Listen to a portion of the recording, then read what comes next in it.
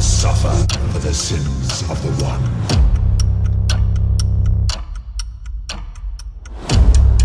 See you soon, asshole.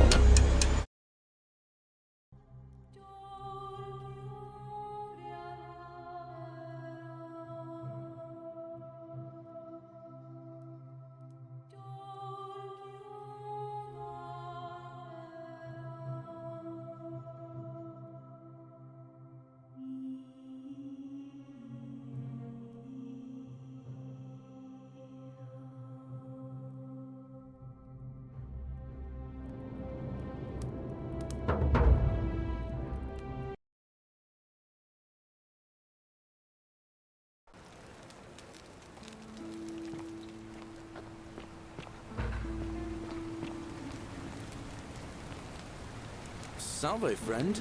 Mind telling me who you are and what you're doing with that bow on your back? Oh, sounds serious. I'm listening. Yulia?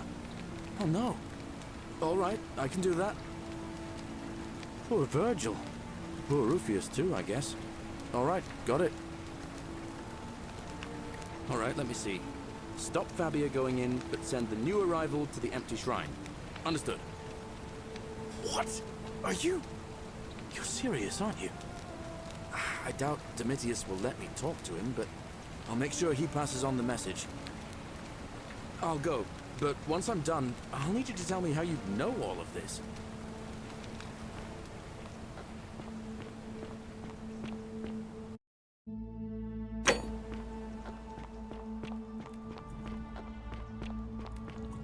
Ixion turns.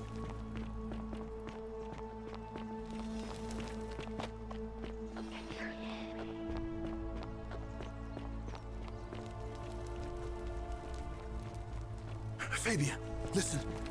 There's a troublemaker coming into the city. I know, and I'll take care of him. Just go and hide, but not in the empty shrine. Wait, how did you know I was headed in there? No time to explain. Go! All right, I'll be in my bakery. Thank you, Galerius.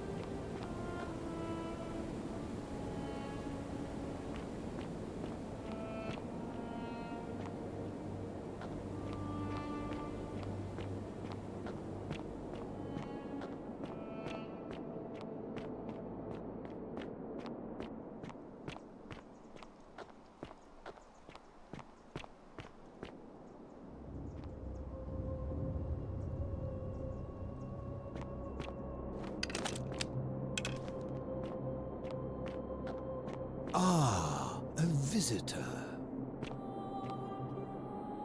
Welcome, welcome.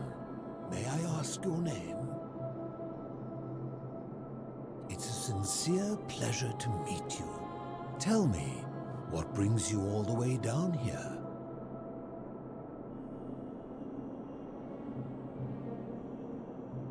Ah, Kabash. I know this man. He came through here some weeks ago. I will tell you everything I know, but first, a request. I've been living down here alone for many years, with nobody to talk to but myself.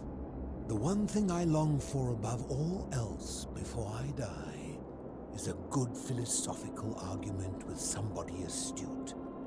I'm hoping that person is you. Let us find out with this simple question. Have you deduced the name of the god responsible for the Golden Rule? Excellent. I see you are indeed quite astute. Very few come to that realization before their time in the sun is over. Now, will you join me in a friendly Socratic dialogue?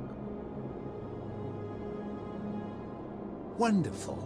Then let me begin with a question. Would you say you know the difference between right and wrong?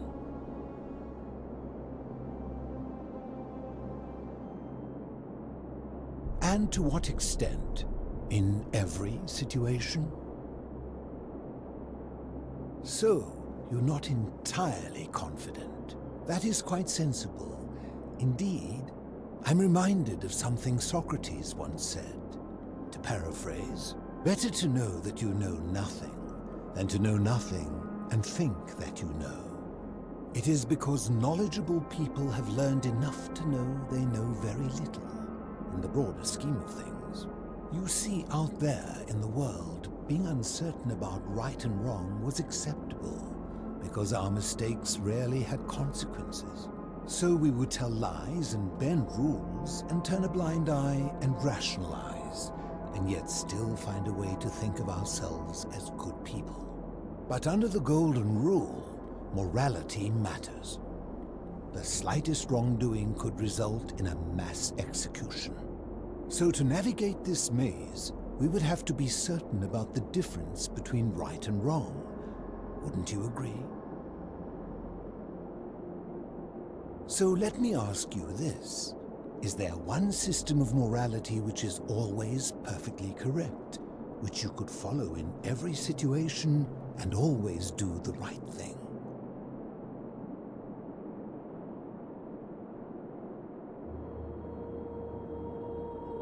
How can that be?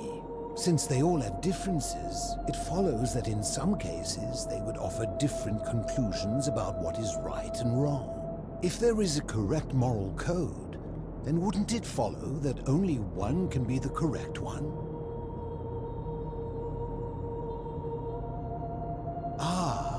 You know, I think you'd find an ally in Herodotus, a scribe from among my people who lived some 400 years ago.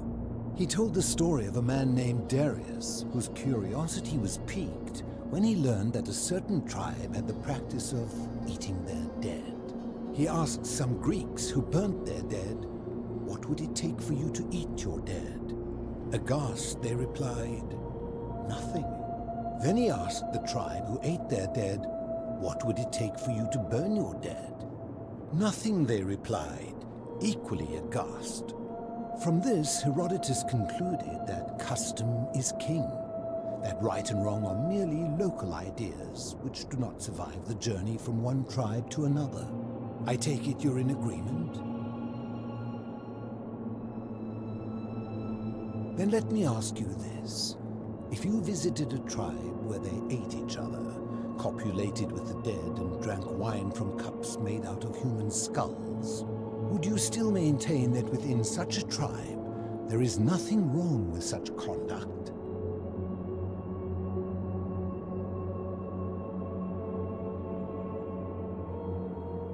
And that's a credit to you. It is the mark of a civilized person to change their position when presented with a superior argument.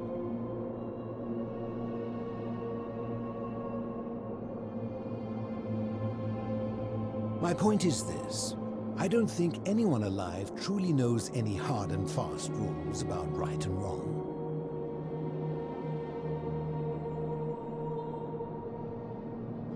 Surely you would agree there are circumstances where an exception may be made, such as where it is necessary for self-defense or to prevent a greater evil. For any rule, you can imagine there are countless situations in which that rule may be suspended. Those situations are impossible to codify. If there is one thing I have observed about rules, it is that virtuous people do not need them, and evil people will always find a way around them. And so we must accept our limitations, and the sad truth that no human society will ever achieve the utopia for which it strives. In mathematics, we would call it an asymptote, a line that can be approached but never reached. Because the only way to create a utopia is with the ever-present threat of force, such as the Golden Rule. This and no other is the root from which a tyrant springs when he first appears as a protector. And life under tyranny is no utopia at all.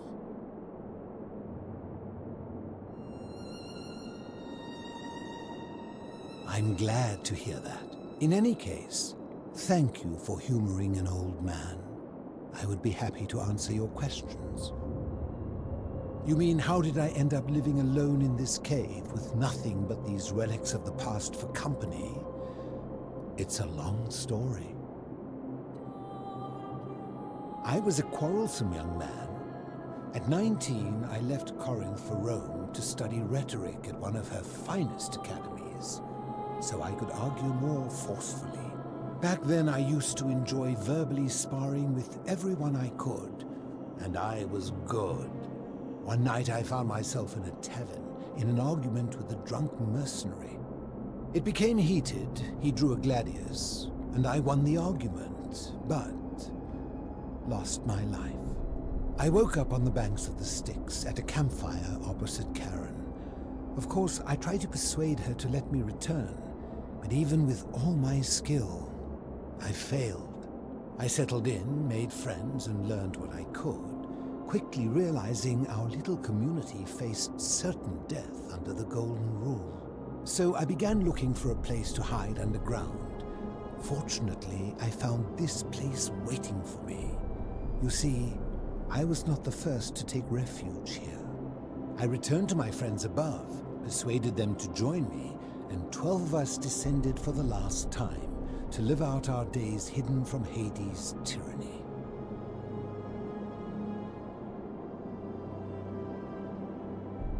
I fear that if you were to utter my name in the city, even by mistake, that Hades would hear you and know I am still alive.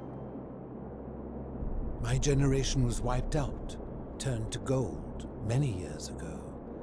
My friends and I were able to avoid the same fate by hiding down here. I think it's safest to assume that if I was to return, Hades would realize that his furies hadn't finished the job, and he'd send them after me again. I'm afraid I am the only one left. There were 12 of us in the beginning, but one by one, my friends passed away. Some from malnutrition, others from madness and despair. It has been lonely. Before my unexpected visit from Kabash some weeks ago, I'd not seen another person in many, many years. Living in darkness is not without its challenges. The first challenge is diet. Fortunately, I found that eating fresh fish provides most of the nutrients I need. And sometimes, when there are Greek people living up above, I surface at night and salvage the offerings they've left in the temple of Demeter. The greater challenge is the isolation, so I like to imagine arguments, where I argue both sides. But like so many things in life, arguments are better with a partner. They are one and the same. The Romans call him Pluto, but long before that, my people called him Hades. As you wish. Ha! If I did, would I be living like this? Did we not discuss it at length already? Oh, I see. You're toying with me. Ha! You seek the plaque bearing the Egyptian inscription. It is a cursed object, and I would be happy to give it to you, if Kabash had not already taken it. I will tell you, but you may find him hostile. To prepare for your encounter, there are certain things you must know. Very few know this, but before the Romans came to this city, it was once entirely Greek. The architecture, the temples, and the people. When the Romans came, in typical fashion, they claimed it as their own, built over everything that could be built over, and renamed the things that could not. Thus, the shrine of Persephone became the shrine of Proserpina. And when they found an obelisk bearing the name Hades, they tore it off and replaced it with Pluto instead. And the city's dwindling Greek residents, witnessing this compulsive Roman conquest, decided to preserve what they could of their heritage. They gathered their art and valuables, secreted them away through the Temple of Demeter, and hid them here, out of reach of the Romans. However, there was one thing that always seemed out of place to me, and it is the very thing you seek. An even older plaque bearing an Egyptian inscription.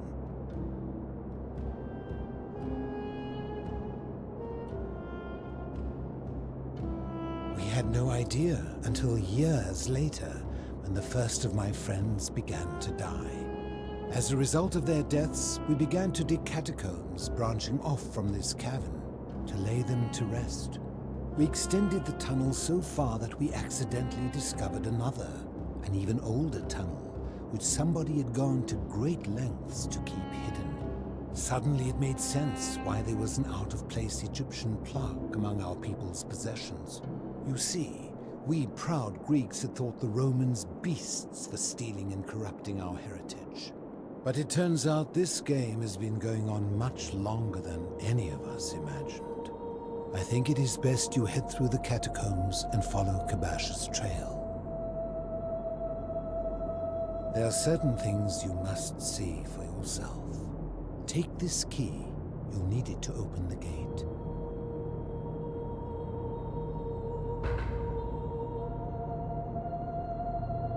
I enjoyed our chat, but please, keep my presence here a secret, yes?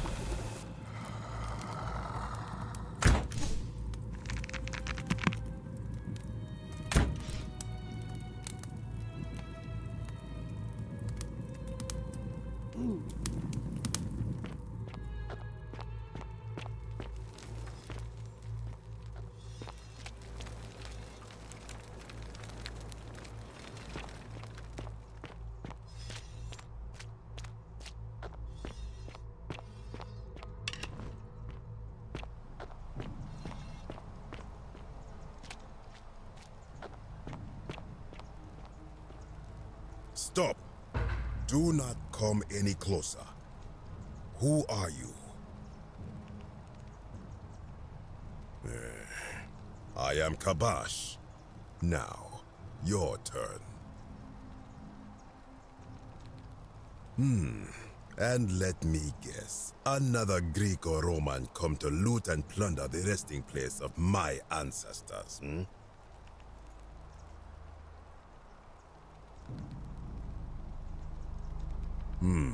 Trousers, boots, curious here. No, I suppose you do not. Then what do you want? To what end? That is welcome news. You really are not Greek or Roman, are you? I was planning to return it myself, but for now, I must remain. Here, take it, and restore the honor of Osiris.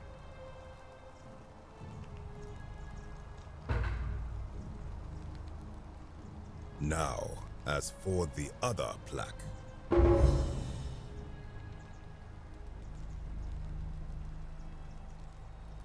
Indeed, I have it right here.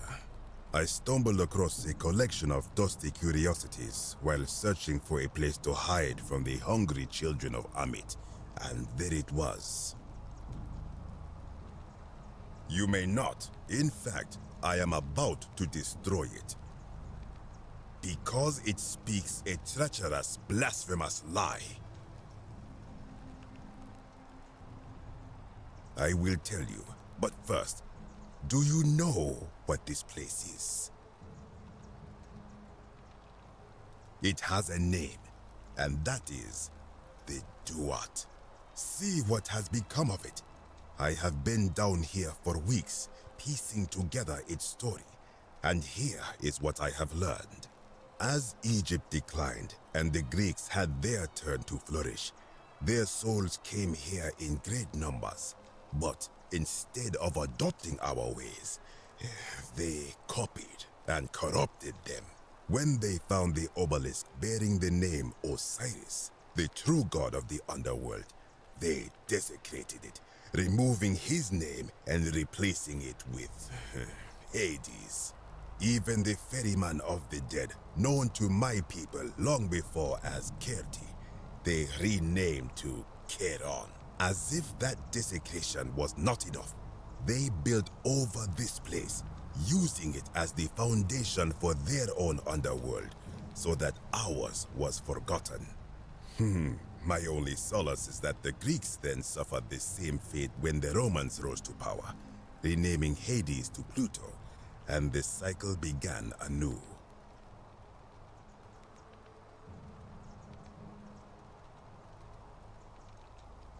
I am glad to hear it, which brings me to this other, fourth plaque. It is inscribed with a script I do not recognize, but it is ancient, almost as if it is older than the plaque bearing Osiris's name. But if that is so, it would imply the gods of Egypt are mere imitations too, copied and corrupted from an ancient people who prospered even before us. And that my people did to them what the Greeks and Romans did to us. But this, I cannot accept. I sense a deception. Perhaps it is the work of Set, the usurper, seeking to undermine Osiris once more.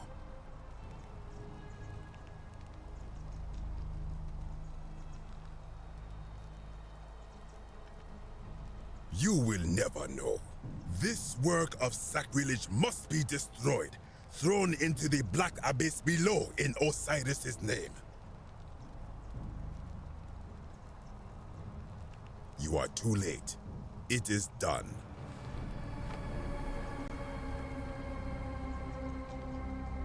You would plunge into the depths of the Duat with no way back up. Madness. We shall see.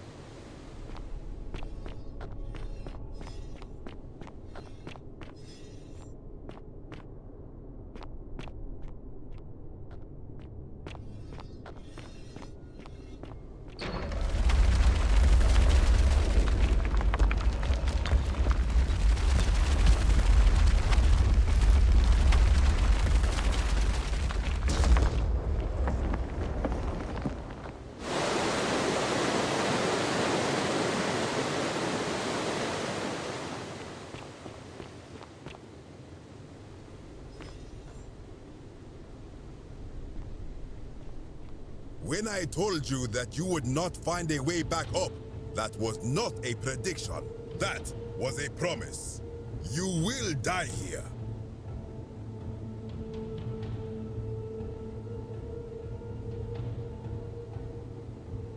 I disagree.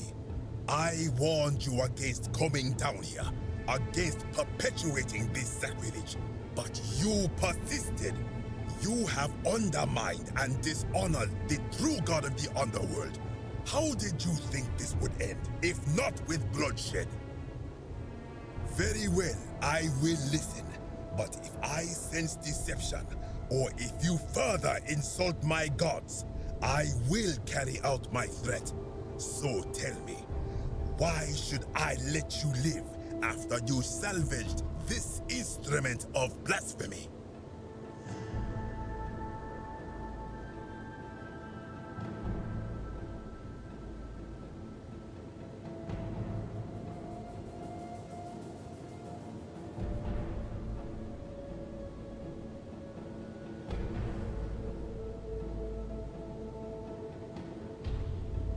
That may be true of many things, but this is different. If our gods were copied and corrupted from an older civilization, does that not mean they are false? Does that not mean our prayers to our gods all fell on deaf ears because we were not even addressing them by their true names?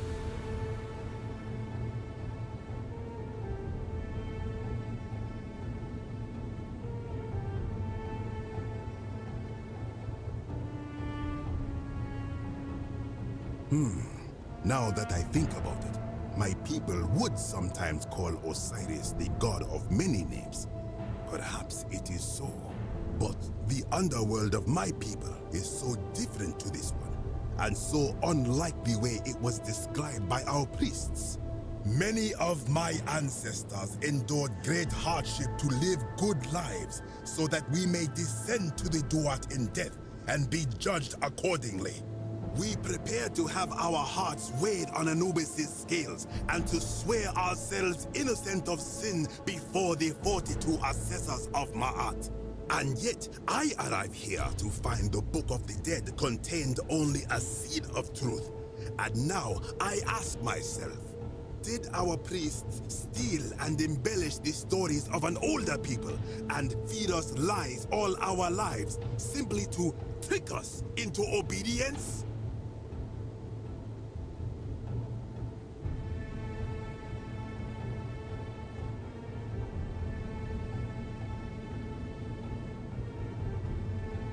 I am not sure I follow. Speak plainly.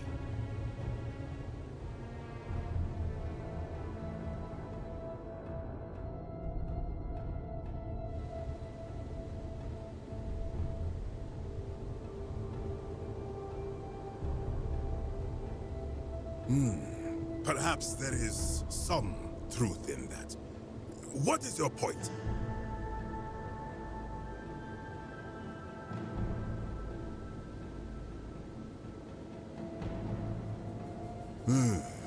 You are persuasive. Very well. I will let you live, and you may do what you will with that plaque. I will remain here for a while, and attempt to learn what I can about the foundations of my people's beliefs. Go.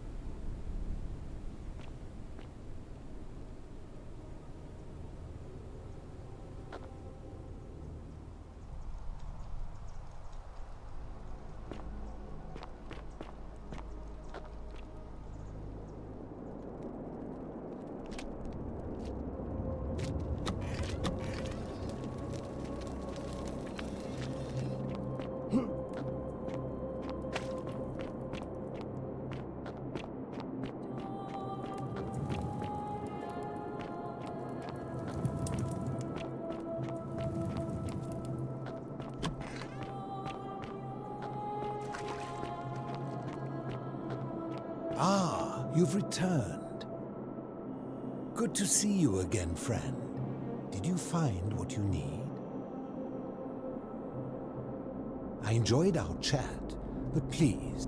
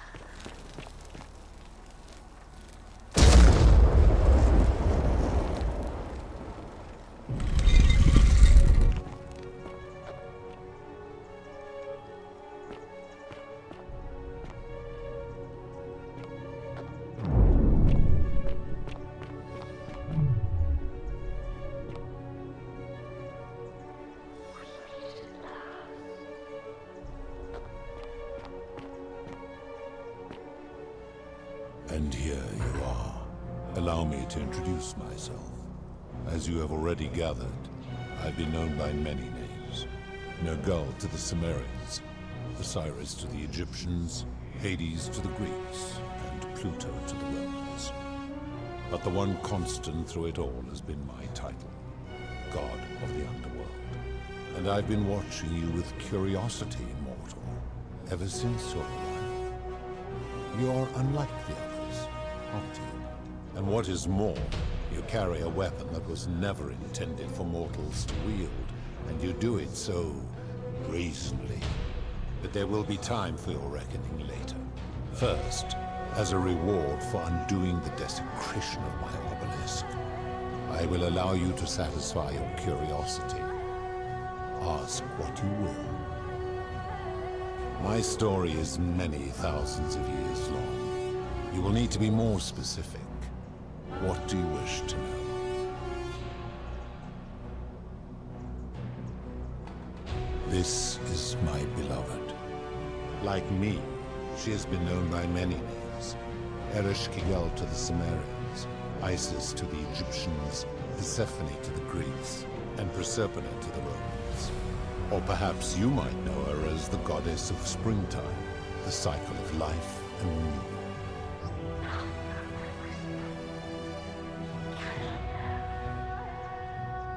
Your gaze lingers too long. That is my servant. You would have met by the river, though she wears many faces and goes by many names. Kumutubal to the Sumerians, Kirti to the Egyptians, Charon to the Greeks, and Charon to the Romans. Her role is to ferry souls between the mortal world and this one, and to make their transition as seamless as possible. For that, she earned herself the infamous, if erroneous, moniker, the Ferryman. You will talk more later. For now, ask your questions. My kin and I all adopted this form long ago, so that we might better understand and communicate with your kind. In time, we grew fond of the sensory delights it affords: desire, joy, ecstasy, even rage and sorrow, while an acquired taste can be addictive. It is a matter of perspective. God is a label I was given by you mortals, not one I gave myself. Your ancestors revered me because to them, my knowledge and technology made me incomprehensibly powerful, just as you might seem so to an insect. But despite all that, there are rules even I must obey. No. Long ago I swore to Persephone that I would remain in this form for as long as we remained among your kind. I must honor that. As you wish. It has come to be known simply as the Underworld, and it exists because of a wager I made long ago.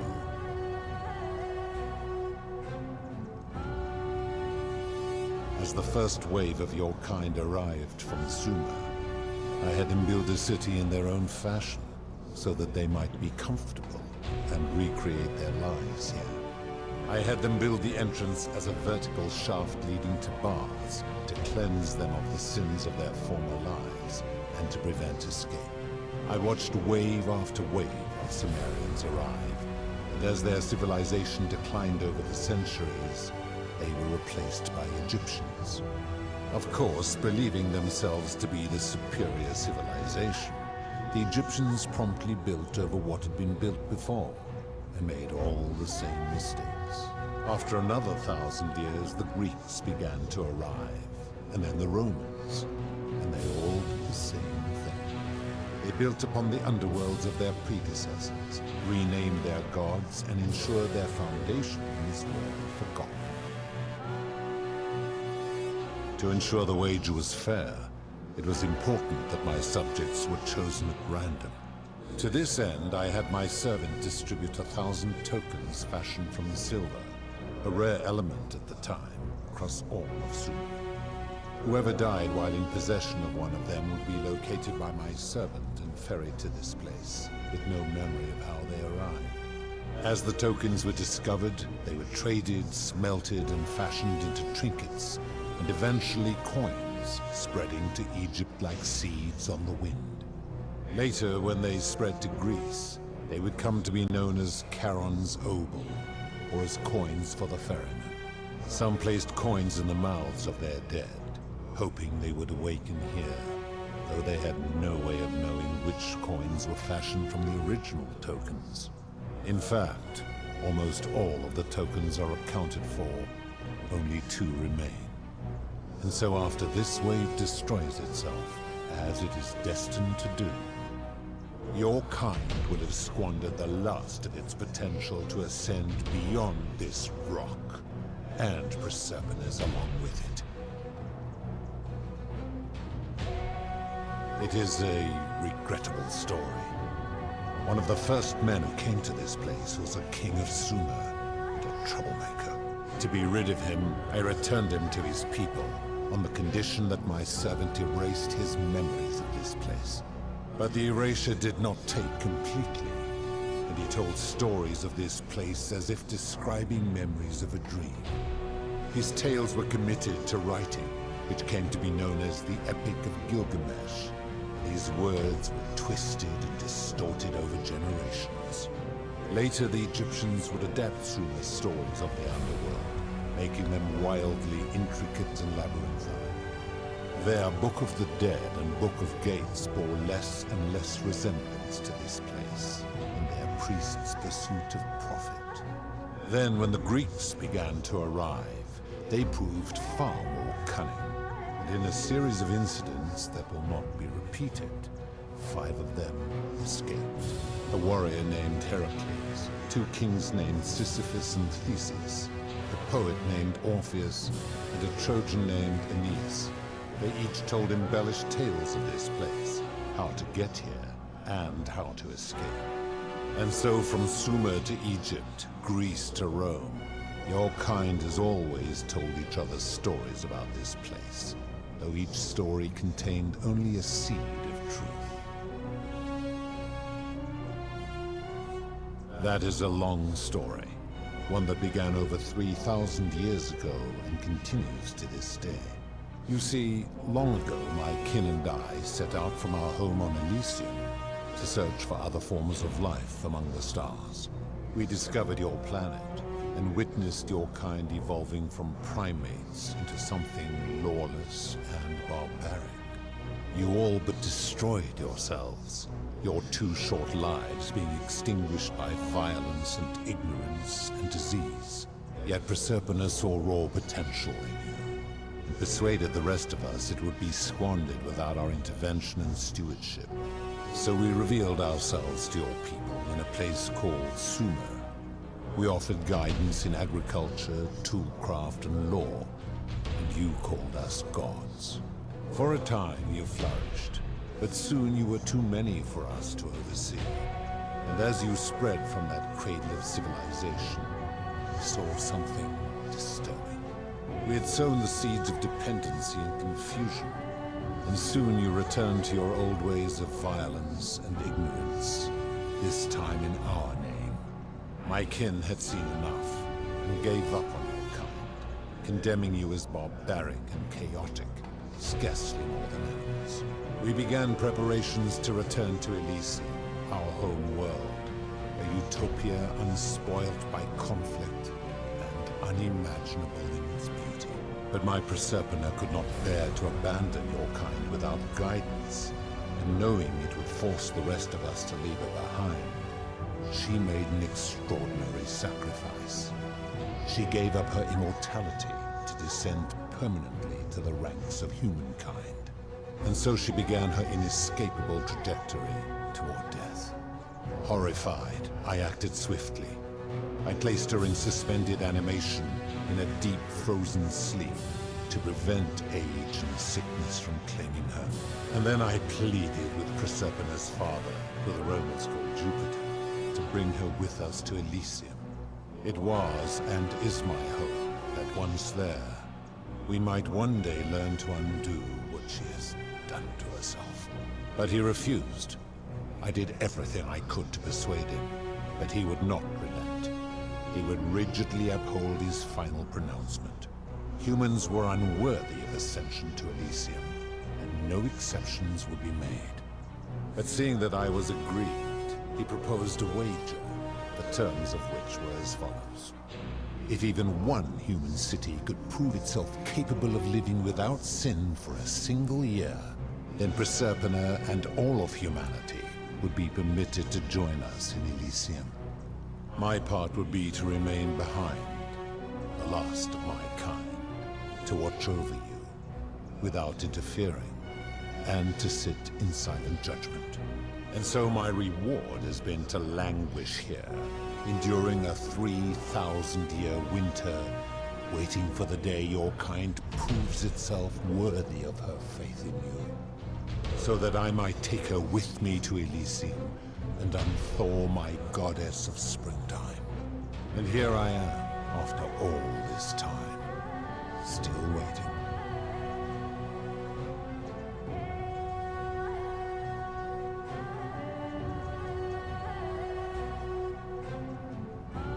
There were also gods who, like me, have been known by many names. but perhaps you knew them by their Roman names. Our leader, Jupiter, as well as Neptune, Saturn, Juno, Minerva, Mars, Venus, Apollo, Diana, Vulcan, Vesta, Ceres, and of course, my beloved Persephone. Of course. That is merely the name your people have given to it, but yes, it is my doing. That is a story dating back to the very first wave. After the Sumerians finished building their city, the self-declared ruler threw a banquet to celebrate. Now this man was unmarried, and many women were vying to become his wife, a prestigious position of power and influence in a new world. Of all the women, two were particularly ambitious. Both were beautiful, and both arrived at the banquet wearing eye-catching dresses and painted faces, their hair woven in elaborate fashion. The first woman, recognizing that she would require an advantage to win the ruler's affection, draped herself in jewelry, ornate necklaces, bracelets, and rings fashioned from gold. Seeing this ostentatious display, the second woman grew envious, for she had no such jewelry at her disposal. She prayed aloud to any gods that would listen to cover her in gold. And when her prayer went unanswered, she took matters into her own hands. While the others indulged at the banquet, the second woman summoned the first for a discussion in a quiet place. She checked that nobody was watching, and pushed her rival from the top of the ziggurat, where she broke her neck on the rocks below. But I was watching, and I decided to answer her prayer. I took the golden bow left behind by Diana, and I shot that woman in the heart, covering her from head to toe in a layer of molten gold. And I left her to stand there, that she might serve as a grim reminder of what befalls those who sin in my domain. But that was not enough, for the entire city was tainted by her sin, and the wager could no longer be won. So I had no choice but to wipe the slate clean. I gilded them all, to make way for a new wave, and began the wager again. And to this day, each of them, and all who came after, line the halls of this city, inanimate but conscious, suspended in time with only their sight and hearing preserved, so they may bear witness to and lament the folly of your kind for eternity, the silent golden sentinels.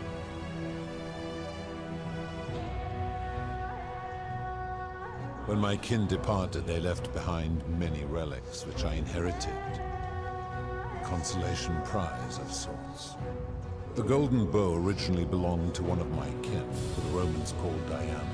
As my collection of golden statues grew, I chose the most ferocious among them, and equipped them each with a duplicate of her bow, and tasked them with hunting down the Forsaken at my behest. They became known simply as Furies. I've always considered that the cornerstone of morality is the ability to determine right from wrong on one's own. No attempt to lay out rules like your Code of Hammurabi or your 12 Tables of the Roman Republic can ever cover all possible scenarios. This should come as no surprise to you, since the core principle has been expressed in many forms by many of your civilizations. The Egyptians made a rudimentary attempt with do to the doer to make him do. The Greeks refined it with avoid doing what you would blame others for doing. The Roman Stoics added, treat your inferior as you would wish your superior to treat you. Even the so-called cultists hiding among you often say, do unto others as you would have them do unto you. It is the simplest of concepts, and each one of you is born with the faculties required to apply it to any situation. Yet none of the peoples who expressed this rule were able to uphold it. Curious, is it not?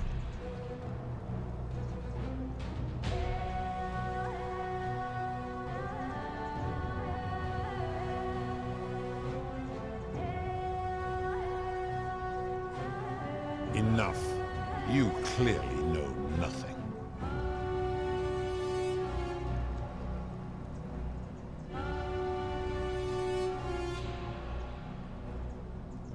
I'm able to commune with all of the statues in the city. Their ears are my ears, and their eyes are my eyes. If she was still conscious, I suppose she could, but she's not.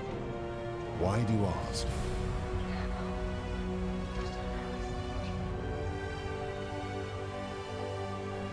Then what an odd question.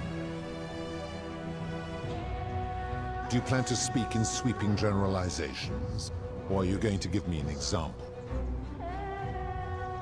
I have seen no such thing, but in any case, taking one's own life is a self-directed act. It is not one that is done to others, however they may be affected by it. Therefore, it cannot be said that one who commits suicide has done anything unto others.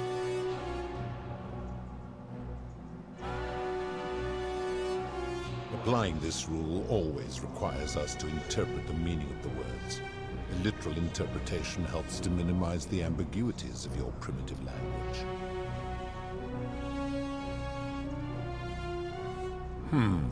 Supposing you're right, then my law has been broken, and I should turn you all to gold immediately. Is that what you want?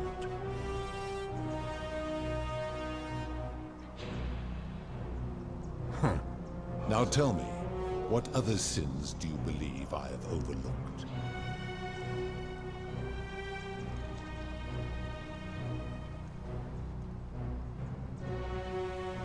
The midwife and the palace, yes. How is that inconsistent with the rule?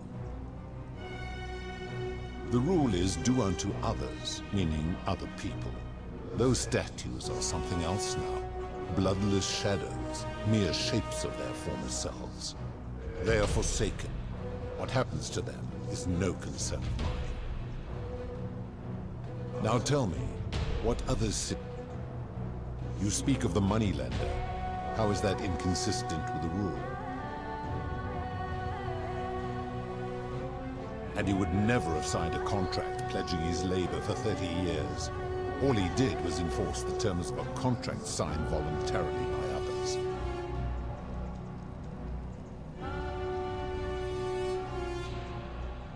Ignoring your irritating sense of moral superiority, this is interesting. I'm curious, how do people escape poverty where you're from? I see. And how long might it take such a person to repay their debt? I fail to see how your system of loans is significantly different to a debt bondsman signing over his labor for 30 years. Supposing you're right, then my law has been broken, and I should turn you all to gold immediately. Is that what you want? Now tell me. Ah, the tavern keeper, yes. How is that inconsistent with the rule?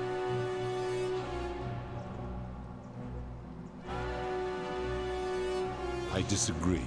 Having watched that tavern keeper, that is precisely what she would expect from others. She would view it as a game, one she intends to win.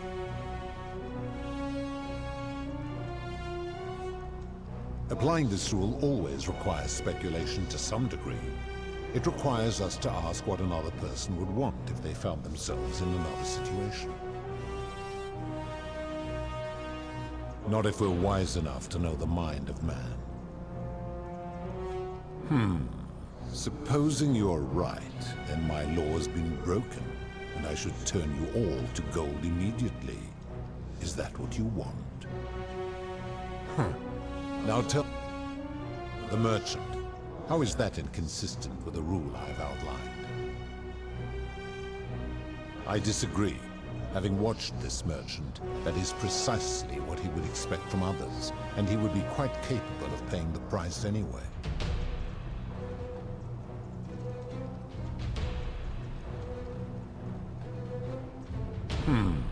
Supposing...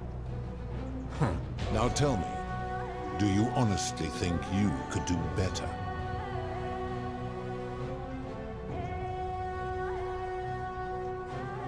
I should strike you down for that. Now, did you have any other questions before your reckoning? I give your kind a second chance at life, as well as ample warning about my law. And when you disobey, and you always disobey, you force my hand, bringing terrible suffering upon yourselves. And so you ask if I am the one destroying your lives. And I say, no, you destroy yourselves. I am merely the means by which you do it. Very well. Good. Then now it is time for your reckoning. Only, it seems, something is wrong. It has long been within my power to see to the hearts of mortals and weigh their deeds in life. But when I peer into you, I see only a blank slate, as if you did not exist until you appeared in this city. How is this possible? Charon, where did you find this one? I do not remember ferrying you. How did you come here?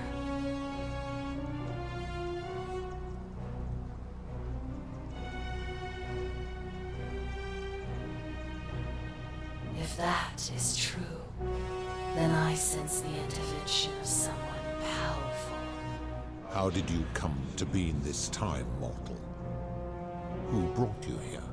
He cannot know.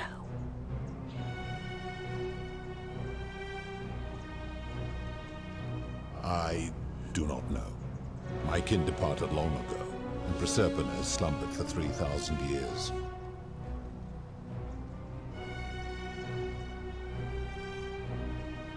Tread lightly, mortal. Enough of this. It seems I will need to put your reckoning on hold for now. But answer this.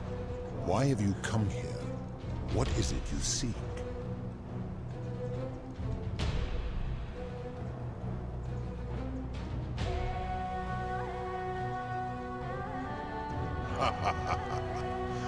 Your hubris is amusing, so I will allow you to make your case. But I warn you, if you anger me or waste my time with lies or wrong-headed arguments, you face death here. So, tell me, why should I put an end to the so-called Golden Rule?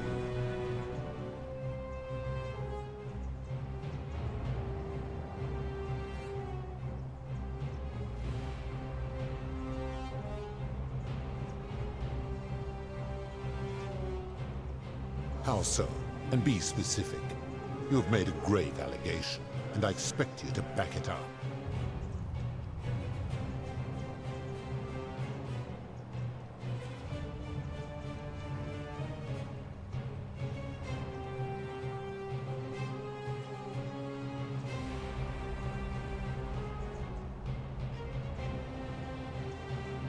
He is a volatile and confused fellow, that one. Pathetic. You will need to do... He cannot know. I see what you are doing. You are trying to undermine the one thing keeping me anchored here. You are playing a dangerous game.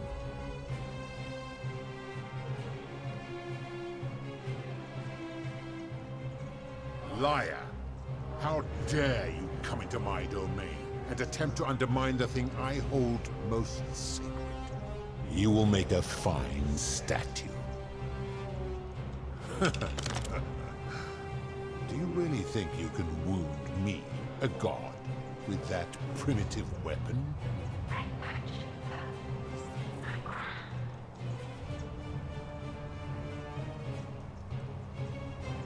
How dare you threaten her? This ends now. The many shall suffer for the sins of the one. You will suffer eternal torments.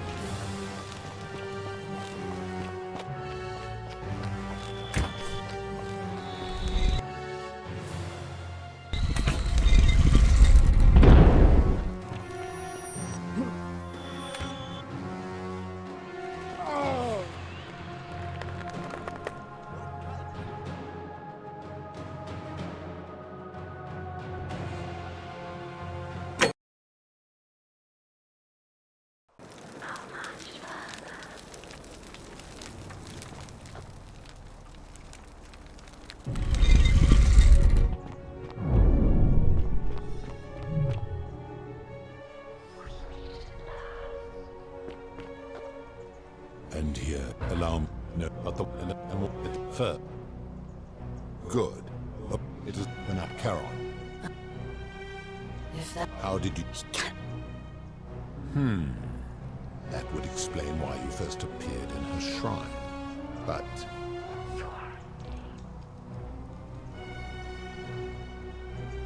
You would... Then she's... You will...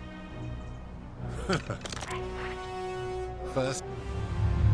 The many shall suffer for the sins of the one.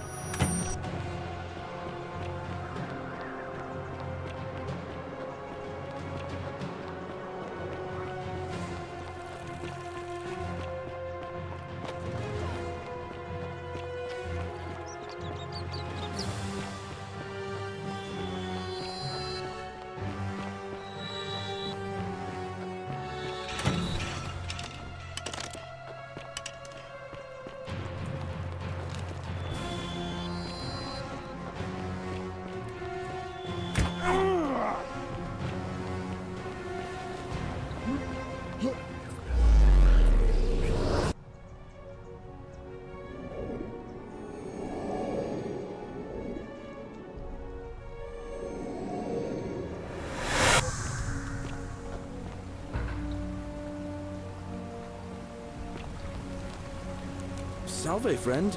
Mind telling me who you are and why you look like you've just taken on a gladiator and lost? Oh. Yulin? Oh, all right. I'll...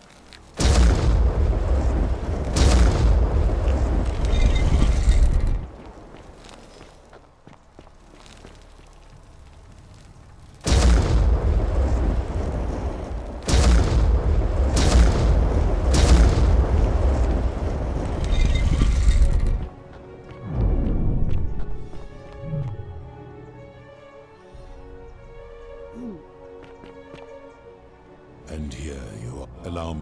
No, but the one alive and wanted that they will first.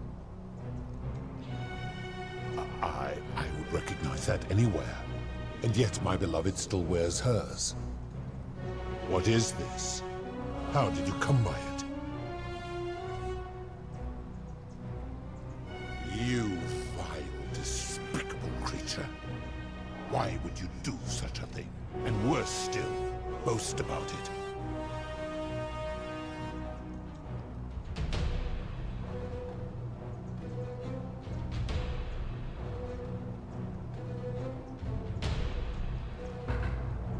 You have put me in an impossible position.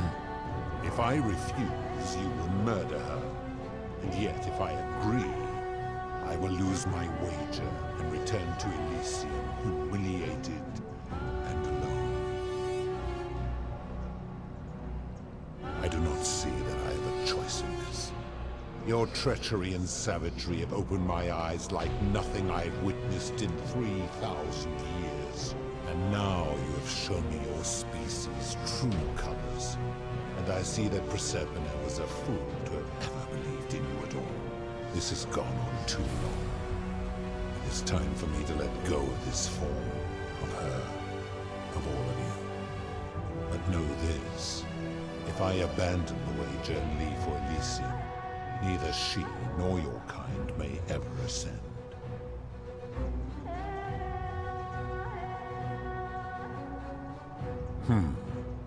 Very well. I will have Carol make arrangements to ferry the others. But as for you, be aware you will be separated from the rest.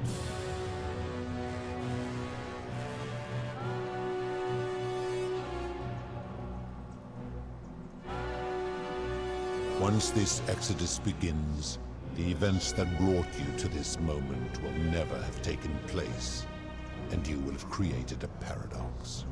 What will become of you is difficult to predict, but that is the risk you have taken by interfering in the natural flow of time. Now, are you ready? You had best pray our paths never cross again, mortal.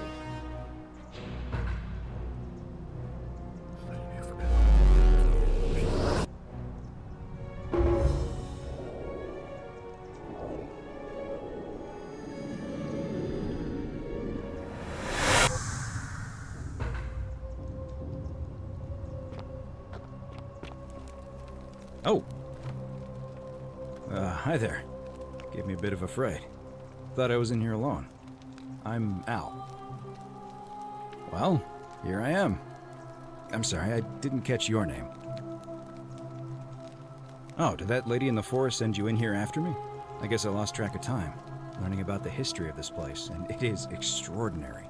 I'm fairly certain you and I are the first people to set foot in this city for about 2,000 years.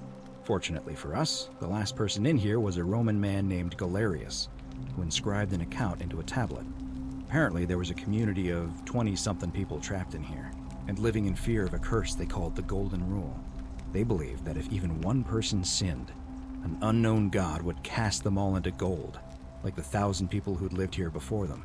Then, one day, just as Galerius had finished praying for a good harvest at the shrine of Proserpina, an oracle appeared and told him how to solve the ills of the city, like saving the life of a dying woman, foiling an assassination attempt, and so on. Meanwhile, the oracle walked up to the temple of the mysterious god, this one right here, and demanded an audience.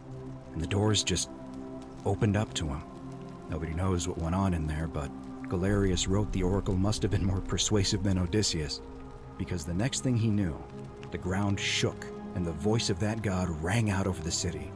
The many have suffered long enough.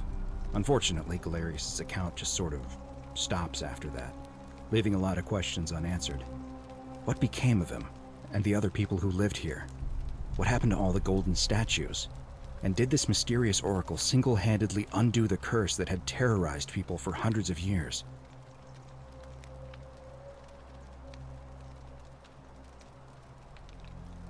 I don't know, it reads like an earnest account to me. Anyway, I think I found a way out through the aqueduct that brought water into the city. Follow me.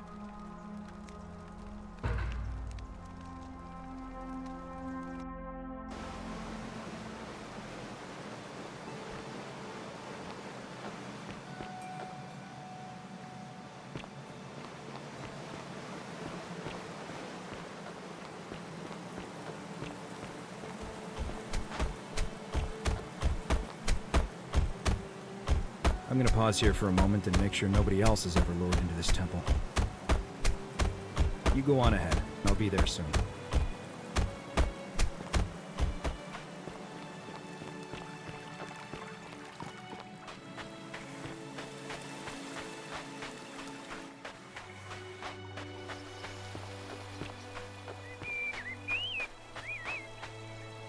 You're back! But you're alone. Does that mean you didn't find Al?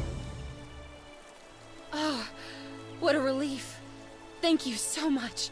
I was beginning to think you'd both become trapped in there. Why don't you tell me what you discovered while we wait? Ah, I see. I thought you might. Well, now you know. I suppose you have questions. You can just call me Charon, if you like. I am sorry I was not completely honest with you when we first met. I do not enjoy deceiving people. Believe me, I do not.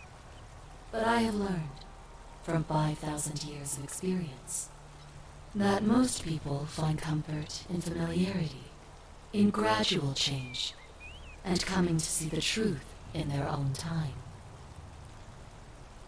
That you died, of course. You were dead when I brought you here. My role, as the servant of the god of the underworld, has always been to assist the chosen to cross the threshold from the land of the living to the land of the dead.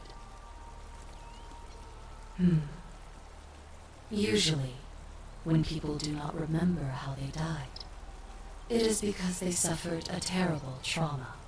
Most souls would rather not remember.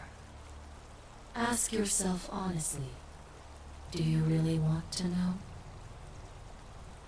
As you wish. You were murdered. You were falsely accused of a terrible crime, and fled into the wild to evade your accusers. On your final night, you were offered sanctuary in the cottage of a stranger who gave you food and money, including, by accident, a coin of ancient origin. Unfortunately, you were apprehended and attacked by authorities. Your host leapt to your aid. You both fought bravely, but your assailants were armed, and you were not. There was nothing you or your ally could have done. He died instantly at the scene, and you followed a few hours later. That man's name was Al Worth. You were each in possession of a sacred coin, called Charon's Opal by some, and so it was my duty to bring you here.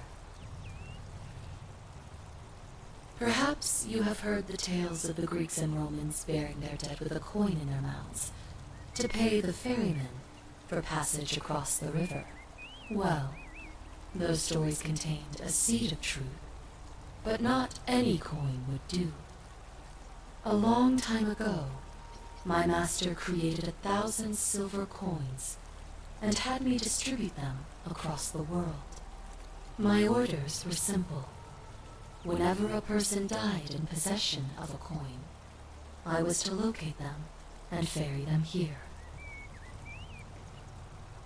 That is a question you would have to ask him, if that were still possible, in light of the path you have chosen.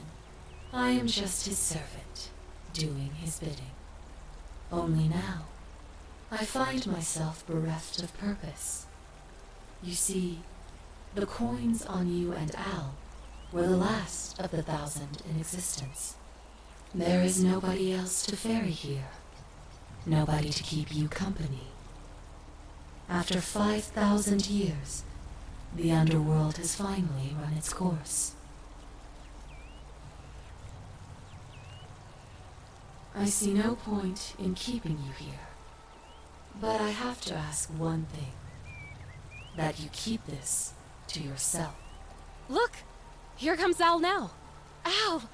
It's so good to see you. You were gone so long I thought I'd never see you again. Kinda lost track of time in there. You wouldn't believe what we found. The ruins of a long-forgotten city. And there was a tablet describing an oracle who confronted a god and undid an ancient curse. Sounds like quite a story, and I look forward to hearing all about it. But you two look exhausted. Why don't you hop in my boat and rest while I ferry you back to civilization? Sounds good to me. And you? Are you ready to go home?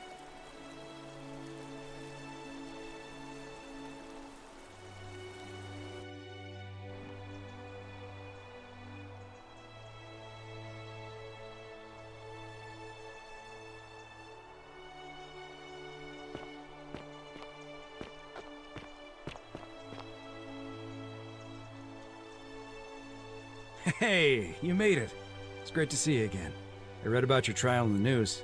Congratulations on your acquittal. Still, I'm sorry you had to go through all that. Anyway, after everything you've been through, I thought you might appreciate some good news. So after we got back to the real world, I started doing some research into the people mentioned in Galerius' tablet, and I found something strange. I'm sorry I've been so cryptic. I've been dying to tell you, I just really wanted you to see this for yourself.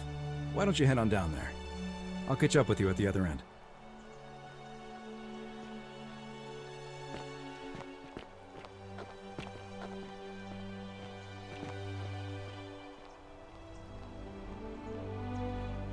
You're finally here. Remember me? It's a crazy story. After you disappeared, Karen appeared and told us she was returning us to the world. Even gave us some coins to help us start our lives over. Only, for some reason, she returned us to your world instead of ours. Anyway, I know we only ever had that one conversation, and I wasn't even sure if you'd remember me, but I wanted to say thanks for freeing us from the underworld and giving us a second chance at life. Oh, I used Karen's gift to buy a farm in Umbria. Got a villa on it too, with enough room for Dooley, of course. It's hard work, but I sleep soundly every night. I'm finally my own man, and I wouldn't change it for the world. I know! I can't believe my luck either. But we're engaged and living together. We're planning to get married next spring. If you're gonna be around, we'd love to see you there.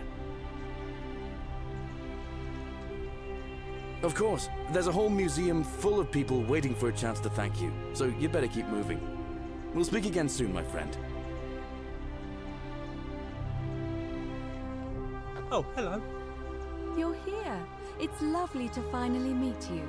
Galerius told me all about you. So, you're the hero who somehow vanquished the last of the Roman gods. As I'm a priestess, you realize you've put me out of work. I'm just teasing. Actually, and it still feels a little sacrilegious to say this, I'm finding life after religion quite enjoyable. Galerius and I are engaged and expecting. We've just bought a lovely villa in the countryside with room for a large family, and Dooley too, of course.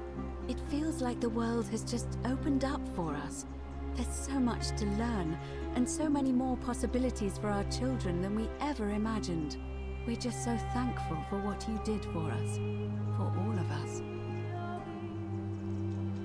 Oh, it's sweet of you to ask. She recovered nicely. In fact, she's here somewhere, if you'd like to ask her yourself. See you at the wedding, I hope. Hello, I'm Dooley. Galerius said you're very nice and a big helper. Thank you for getting us out of the bad place. I didn't know you. I live at Galerius and Equitia's house. They look after me now and help me remember when I forget things, like brushing my teeth. Bye-bye.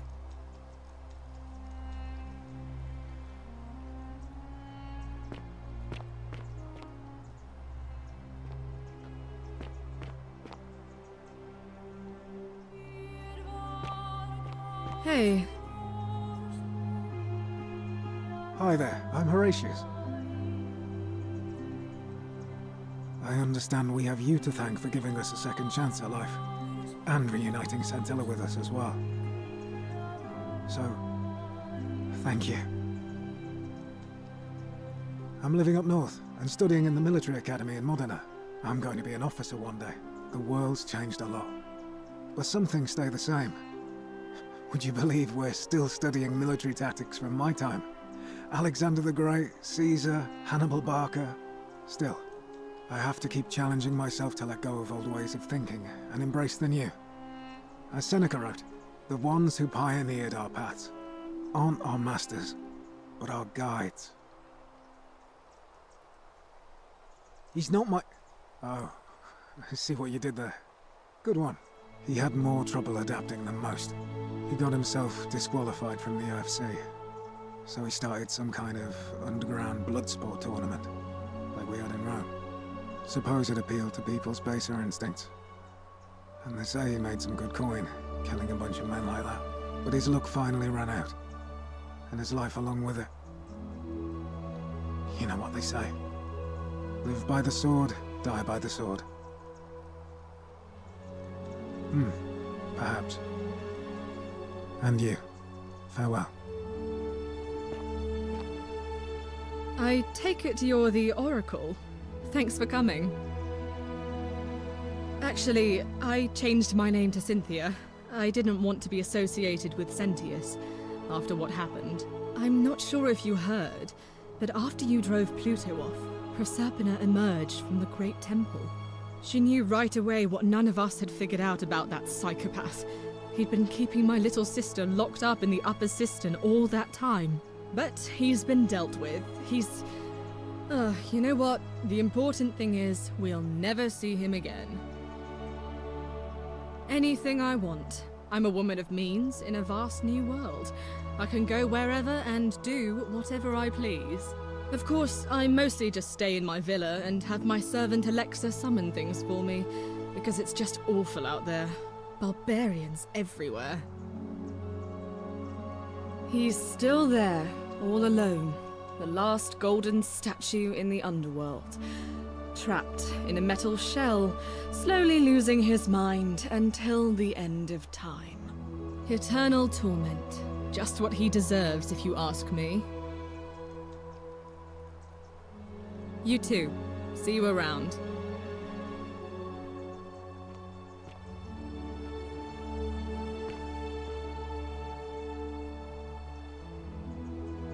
You are here. It's nice to finally meet you. Lucy is fine. I'm making an effort to blend in, as you can see. We are all trying to keep a low profile. If the world knew we died 2,000 years ago and were suddenly brought back to life 12 months ago, they'd never leave us alone. Speaking of which, I wanted to say thank you in person. I'd say the gods smile on you, but I hear you drove the last of them off. So... I'm studying to get into medical school. As much as I resented the responsibility of keeping everyone in the city alive, when it ended, I realized I missed it. So I guess I'll just keep saving the world, if begrudgingly, one patient at a time. You too, don't be a stranger.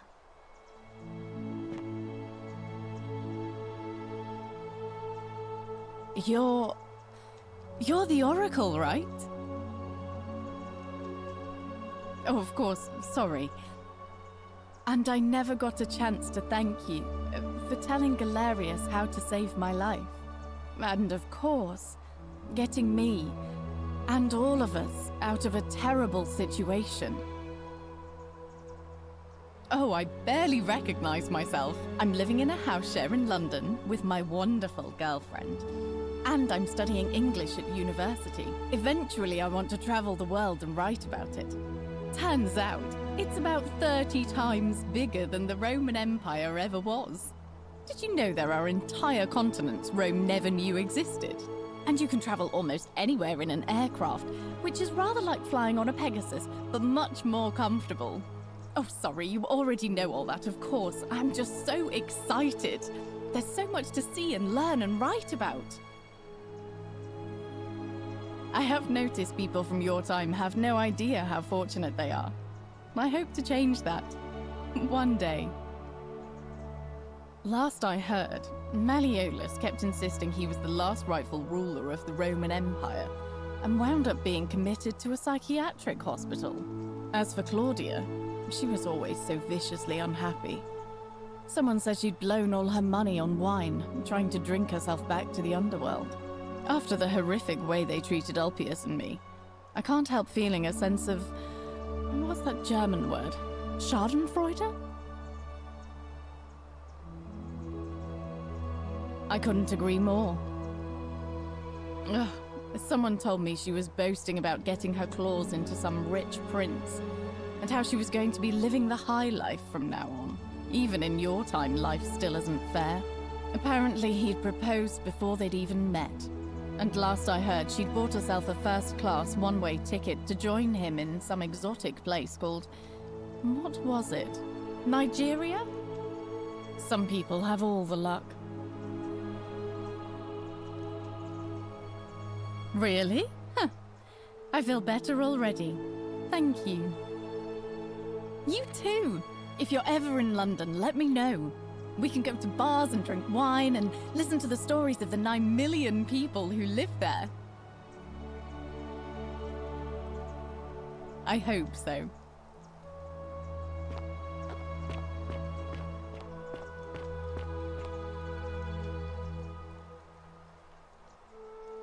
I take it you're the oracle everybody's talking about.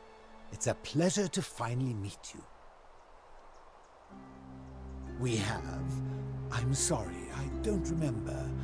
In any case, I'm Philip. I never thought I'd leave that cave, let alone the city.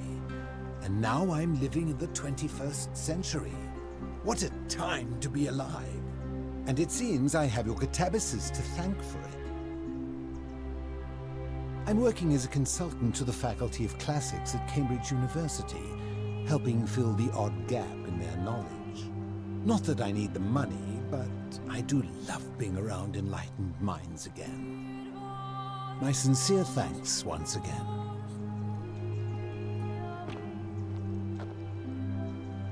You're the one we've been waiting for.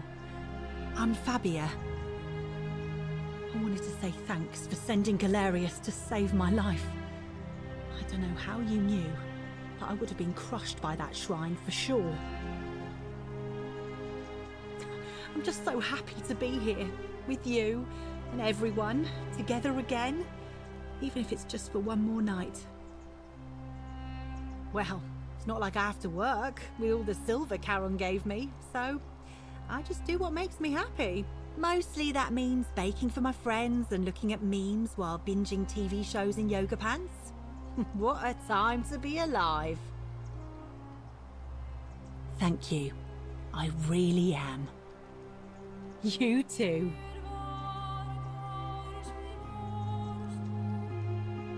Greetings. You must be the legendary oracle. It is a sincere privilege to finally make your acquaintance. I am Georgius.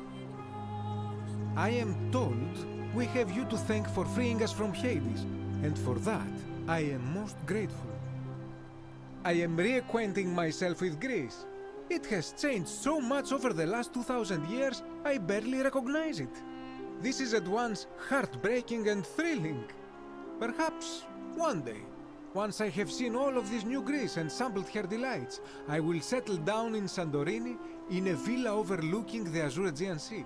I hope you will join me there and regale me with the story of how you faced off against the fearsome god of the underworld and won. You too, my friend. Some soiree, innit? Ah, hello at last. You must be the oracle I've heard so much about. I'm Dacius. Listen, I wanted to express my sincere appreciation for what you did. If it wasn't for you, I'd never been able to sell all those useless old relics I accumulated. Whatever you did in that temple made me a very wealthy man. Thank you. Most gracious of you. I took the money I made from selling my trinkets and started investing in the stock market. That's where the real money is now. In fact, I was hoping to ask your advice, you being the oracle and future seer and all that, on which stocks I should invest in next. I can't decide between fossil fuels, tobacco, gambling and arms. What would you recommend?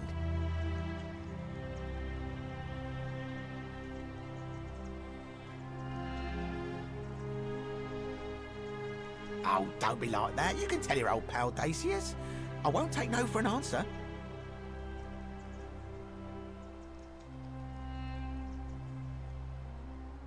Oh, of course, yeah. I was just thinking the same thing. I'll go home and buy up as much stock as I can tonight. I'm gonna make a bloody fortune. Of course, don't let me keep you. Thanks again for the tips, my friend. Good evening. Greetings. Thank you for your kind words and for liberating us all. In all the time I was in the underworld, I never once imagined that I might end up in a place so much like Elysium. Ah, you remember that. I'm a little tired of all of it, but that's all right. I have 2,000 years worth of poetry to catch up on now. I'm already up to the 19th century, and am quite enjoying the work of a fellow named Poe. I think I may have found a kindred spirit. Men have called me mad, but the question is not yet settled whether madness is or is not the loftiest intelligence. I'm recovering. Octavia was kind enough to let me stay with her for a while, at least until I'm well enough to be independent again. And you. Farewell, friend.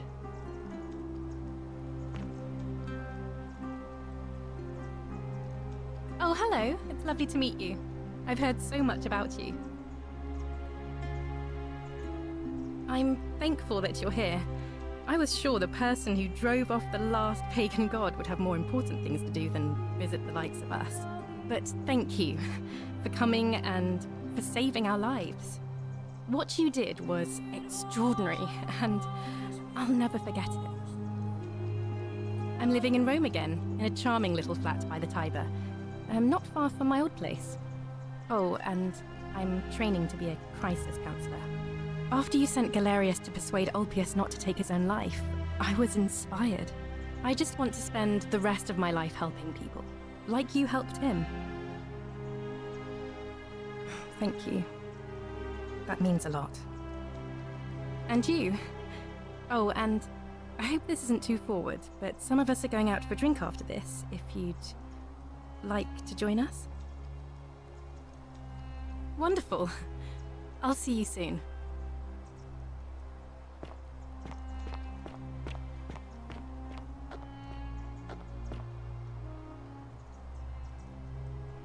It is an honor to finally meet you, Oracle.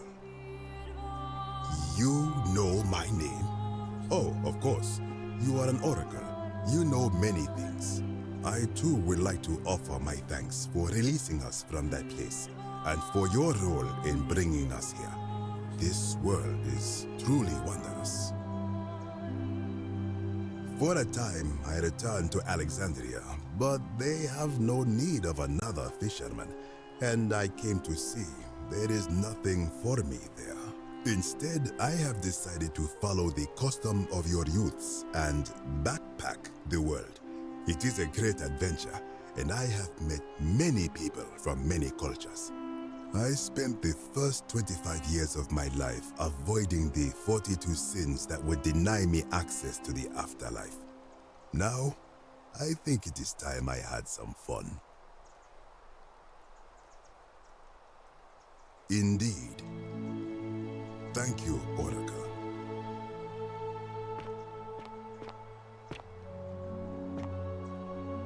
Hello there. Hi. Oh, I go by Gabriella now. I didn't want to be reminded of that monster every time I heard my own name. You didn't hear? My adoptive father, Sentius, locked me up in the upper cistern to stop me from escaping. After you drove Pluto off, Proserpina came and released me, and that monster got what was coming to him. Don't worry, nobody did. I'm living with Ulpius on a little vineyard in Umbria. It's even more wonderful than I dreamed it would be. I'm so grateful to you for making sure he's still with us. If you're ever passing through the region, I hope you'll come and visit us. You can try some of our very own wine. Thanks. You too. It's nice to finally put a face to the name. I'm Ulpius. I understand I have you to thank for sending Galerius to save my life. The way you just showed up out of the blue and stopped me from making a terrible mistake. I'll be forever in your debt. I'm living with Gabriella in Umbria. We finally bought the little vineyard we always dreamed of. It'll be a little while before we know what we're doing, but every day I look at her and this extraordinary new world with all its beauty, and I think, what if I'd given up hope? And missed out on all of this. So we're living each day to the fullest. And we end them all the same way, sitting together on our terrace with a glass of our wine, which the locals say is almost drinkable now, and watching the sunset over the rolling hillside. And I couldn't be happier. Thank you. I wouldn't be here without you. You too. Evening. Nice to meet you.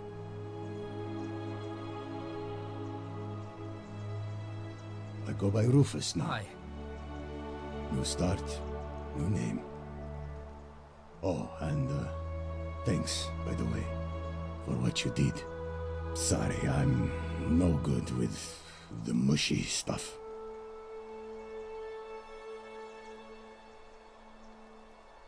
Huh. Good to know. Anyway, it was good practice for the new world. Security cameras and smartphones everywhere. Got to stay vigilant.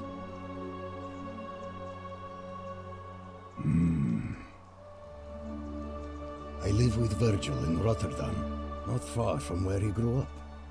It's very modern. Destroyed in the war, and it rebuilt itself. Good place for a fresh start. Haven't decided what I'm going to do with my life yet. One adjustment at a time. You too. Look us up next time you're in the Netherlands. We're grateful.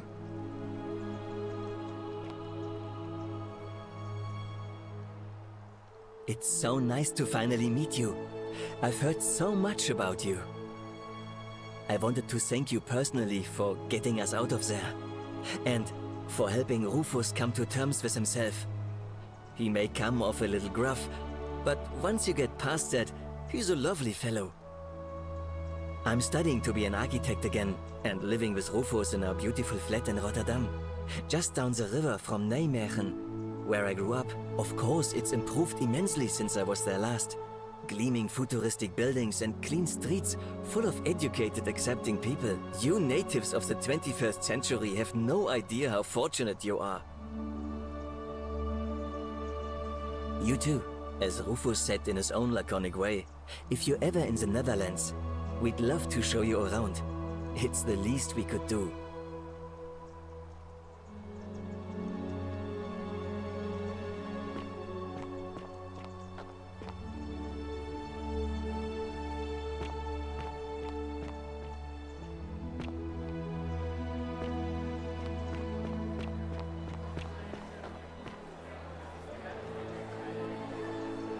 There you are. I hope you enjoyed that. Now, there's one more person I wanted to introduce you to. I think you know her. Sorry if I frightened you. Just a little joke I've been saving for a long, long time. Allow me to introduce myself properly.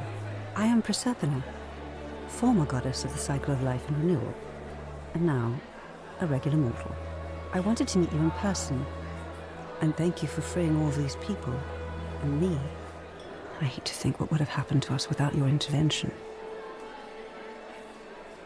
Oh, she inherited dominion over the underworld.